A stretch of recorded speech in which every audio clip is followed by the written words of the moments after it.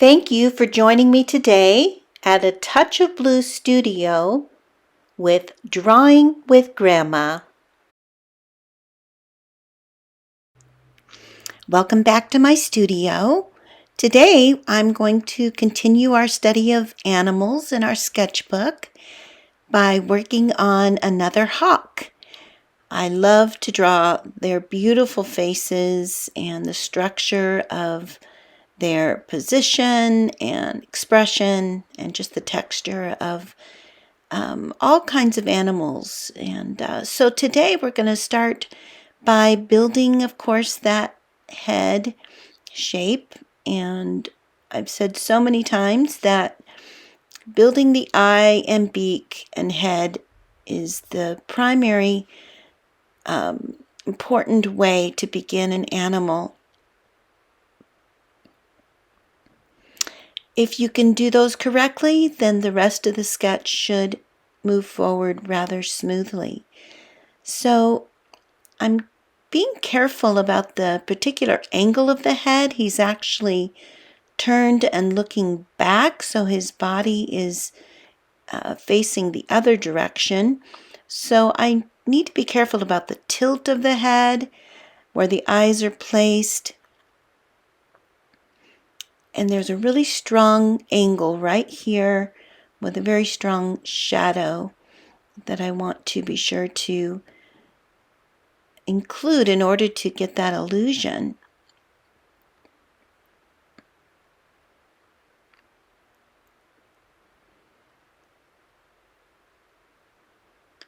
So his head is one large oval. His body is actually another big oval.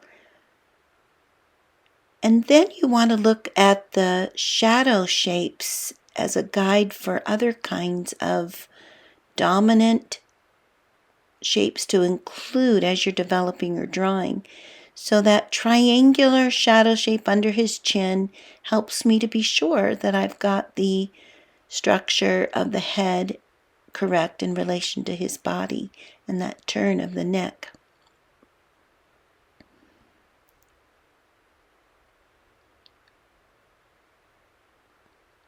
So I think I can begin working with some placement of the details and the final position of the features and begin adding in some of the pencil techniques to add shadows and light and interesting elements in his particular facial structure, that expression. These kinds of predator birds are just so fascinating, and the eagle and the hawk just have such a beautiful expression. Fearless creatures, and I just want to capture that, which is so unique to their appearance. The hairs and feathers lay very beautifully, so it's important that I try to capture that feature as I develop my pencil marks. I need to do it in a very controlled way as I'm studying the resource. We don't want to be random with our pencil marks and just think about shadows and light. We need to think about textures of those shadows and light and what's included in there in order to give the illusion of different surfaces and how it affects the objects that we are studying. So you can see I want to capture that beautiful way that the fur is laying and flowing together. And so I'm trying to develop that same motion all the way down through his chest, where that first layer of dominant dark feathers is laying.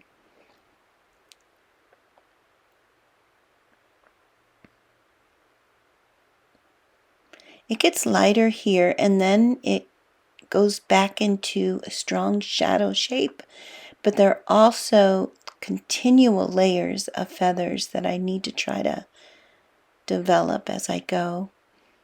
This is the top of the wing, and it's lighter on top. It has a nice soft edge up there, so I want to, without outlining it, I want to try to create that distinction of the chest against that wing turn.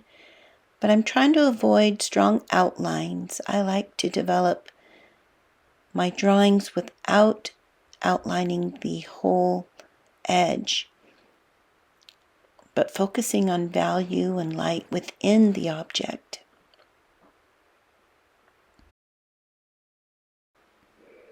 So he has some beautiful light feathers right here on that right side. It's like a little cape. So I want to emphasize those. Now I can work on some final details, and then we'll just call it a day. He's just a simple sketch, but it's always good practice. I hope you are doing well in your sketchbook studies and just practicing each day on a small drawing.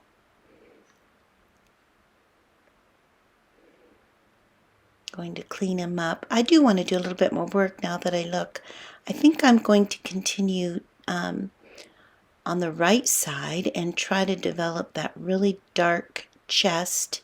That'll give some contrast as well as some of this detailed feathers. Trying not to outline too much, but I think we need a little bit more of a firm edge there just to strengthen the drawing. A little bit more emphasis on those shadow shapes. And then probably I need to define some of the feathers a little bit. So I think I'll do a little bit of that. You could spend hours on this, just developing each feather. And some artists just love the super realism. And we could do it, but I like to suggest my drawings and incorporate some of the unique elements, but it just takes so much time to do super realism. But you could do it, and I would encourage you to try to take a drawing as far as you can. Sometimes just to develop your skills and your eye, and just have fun with it. I might take this one a little further later, but I think I just want to capture that beautiful look and expression and define some of these dominant feathers.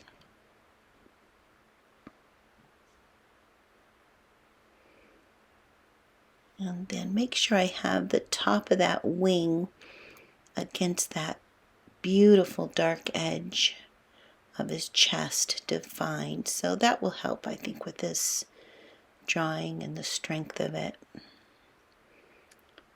So see how my pencil marks are moving all in the same direction, the same pattern. So here he is, and thank you for joining me today at A Touch of Blue Studio with Drawing with Grandma.